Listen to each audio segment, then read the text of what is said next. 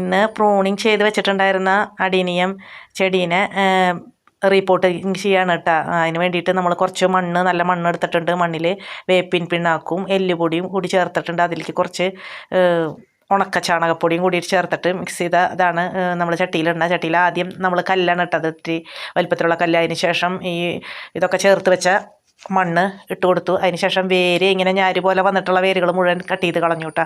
Cut ചെയ്ത് കളഞ്ഞിട്ട് വേണം നമ്മൾ റീപോർട്ട് ചെയ്യുമ്പോൾ വെക്കാനായിട്ട്. അതിന് ശേഷം നമ്മൾ ആ മണ്ണൊക്കെ ഇട്ട് കൊടുത്തതിന് ശേഷം ഇത് വെച്ചു. പിന്നെ അത് ഈ ആദ്യത്തെ ചട്ടിയിലുണ്ടായിരുന്ന മണ്ണ് കുറച്ചിട്ട് കൊടുത്തു. അതിൻ്റെ മേലെ വീണ്ടും ഈ വളം ചേർത്ത മണ്ണ് ഇട്ട് കൊടുത്തു.